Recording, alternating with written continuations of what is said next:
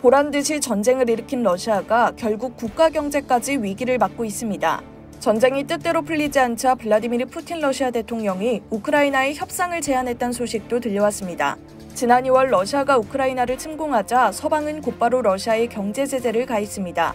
초기엔 큰 효과가 없는 듯이 보였지만 러시아의 GDP가 최근 2분기 연속 줄어들면서 공식적인 경기 침체 국면에 접어들었다는 진단이 나왔습니다. 지난 17일 AFP 통신에 따르면 러시아 연방통계청은 올 3분기 GDP 성장률이 지난해 동기 대비 마이너스 4%를 기록했다고 밝혔습니다.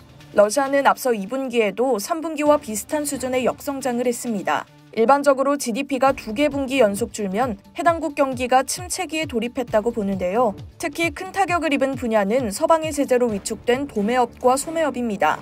지난해 동기 대비 각각 22.6%와 9.1%가 줄어 GDP 역성장에 큰 영향을 미쳤습니다. 핵심 부품과 기술 수입이 차단돼 제조업도 차질을 빚고 있는데요. 또 부분 동원령으로 청년층이 대거 징집돼 우크라이나 전선에 투입되면서 산업 현장에선 노동력 부족까지 호소하는 상황입니다. 러시아 경제 매체인 코메르산트에 따르면 최근 수개월간 러시아 기업 5,800곳 중 3분의 1 이상이 매출 감소를 겪고 있습니다.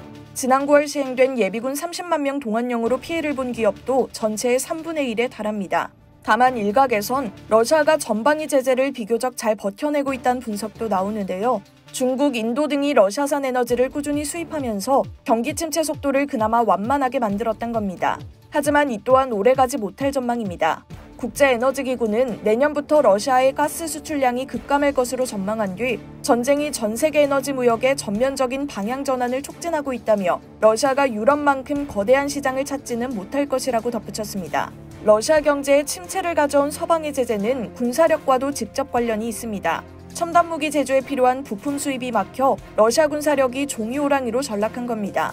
특히 크림대교 폭발 후 러시아가 대규모 미사일 공격을 가했지만 치명적 타격을 주지 못했고 오히려 정밀 미사일이 부족해 구식 미사일을 사용해야 하는 현실을 드러냈다는 해석이 나왔습니다. 전쟁이 장기화하면서 군사력의 취약점을 노출하고 국가 경제까지 침체 국면에 들어서자 푸틴 대통령이 초조하지 않을 수가 없습니다.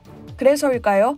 푸틴 대통령이 볼로디미르 젤렌스키 우크라이나 대통령과 직접 협상 가능성을 간접 제안한 것으로 알려졌는데요. 16일 우크라이나 언론은 젤렌스키 대통령이 푸틴이 협상을 원한다는 힌트를 받았음을 인정했다고 보도했습니다.